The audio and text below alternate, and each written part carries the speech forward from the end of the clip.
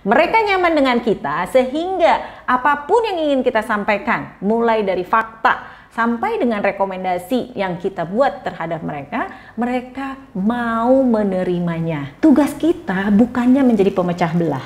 Tugas kita adalah menyatukan semua bagian menjadi lebih solid.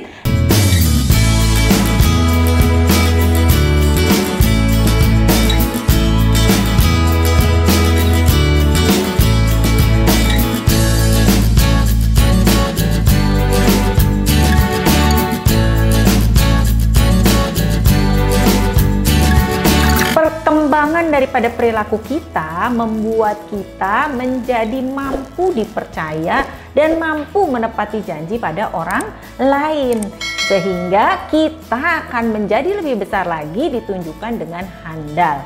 Handal itu ada 5. Yang pertama, kita know yourself, tahu tujuannya kita kemana, kita tahu bagaimana apa yang kita ingin lakukan, tujuannya kita, target kita, apa yang harus di-achieve, dan kita tahu juga bagaimana kita mengontrol emosi kita.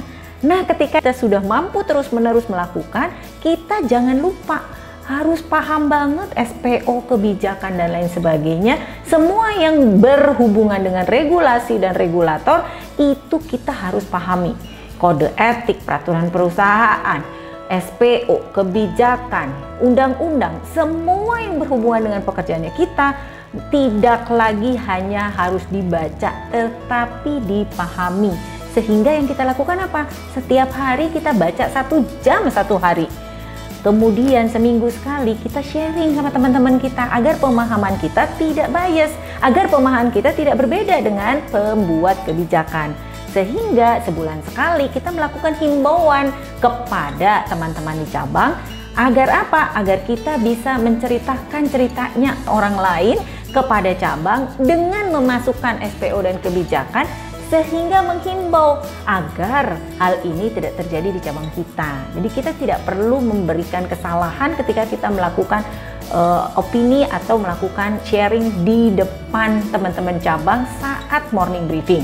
Itu adalah peran kita semakin besar, dan pengetahuan kita semakin besar, semakin banyak dan semakin banyak. Kemudian setelah kita terus-menerus belajar meningkatkan pengetahuan kita tidak harus terus-menerus membaca SPO, regulator, dan kesemuanya, tapi juga Anda membaca berita-berita yang berhubungan dengan pekerjaannya kita, sehingga kita mampu menambah lagi masalah-masalah yang terjadi atau temuan-temuan yang terjadi yang memperkaya kita. Kemudian kita juga harus great communication, baik itu business communication ataupun digital. Kenapa kita harus business communication? Karena kita harus respect kepada orang lain agar tidak terjadi penolakan, agar tidak terjadi rejection, agar tidak terjadi penyimpangan di mana semua orang merasa nyaman dengan kita, bukan merasa suka. Auditor itu kita merasa nyaman. Mereka nyaman dengan kita sehingga apapun yang ingin kita sampaikan, mulai dari fakta sampai dengan rekomendasi yang kita buat terhadap mereka, mereka mau menerimanya, ya. Bahkan yang lebih keren, mau melakukannya. Nah, sehingga bagaimana membuat kesan yang menakutkan menjadi kesan yang kita ada untuk membantu Anda. Nah, itu adalah communication. Caranya kita adalah mampu melakukan pemikiran-pemikiran kita dalam tulisan, kemudian kita mampu menjadi pendengar dengan cara 5W1H, dan yang kemudian kita juga melakukannya dengan mimik-mimik muka kita sesuai dengan emoticon yang kita miliki masing-masing.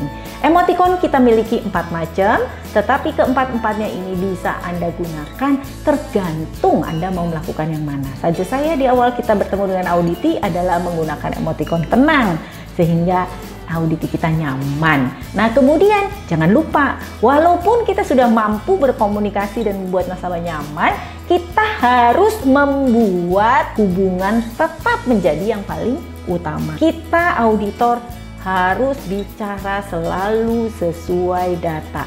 Selalu sesuai data. Tidak bisa berdasarkan opini-opini pribadi yang nggak didukung dengan data atau kebijakan. tetapi Anda semua melakukan investigasi, Anda semua melakukan observasi. Itu latihan yang tidak boleh berhenti dilakukan sehingga kuat analisanya kita, bertambah banyak, bertambah expert. Jadi kasus-kasus ini bisa dibahas di dalam seminggu sekali Anda sharing di antara Anda. Tidak perlu manajemen yang harus tetapkan waktu, itu adalah inisiatif kita karena demi kita mau meningkatkan ilmu pengetahuan kita. Dan yang terakhir adalah skill. Itu adalah guru, segala guru untuk jadi Anda sukses karena tanpa latihan kita ya. Jadi handal itu benar-benar membuat kita menjadi pribadi yang benar-benar dapat dipercaya. Namun agar kepercayaan yang diberikan orang lain pada kita tidak dikurangi, maka kita harus mempunyai perilaku subjek. Perbesarlah lingkaran pengaruh, hilangkan lingkaran peduli. Bila kita terpeleset pada lingkaran peduli kita, maka kita ingat, yes, saya ambil nafas dulu, atau saya pergi ke toilet, ke tempat-tempat yang menyendiri untuk kita mengambil nafas 3 kali dan kemudian kita balik lagi untuk masuk ke dalam lingkaran pengaruh. Dan yang terakhir, relasi. Nah, relasi inilah yang membuat kita terus bertambah teman-teman kita sampai kita memilih siapa-siapa yang mampu menjadi sumber informasinya kita dalam mendukung pekerjaannya kita. Nah, kemudian itu yang membuat kita gunakanlah 3 magic word. Jangan pernah lupa dengan salam, selalu mengucapkan terima kasih, dan pastikan kita menggunakan maaf bila memang kita salah.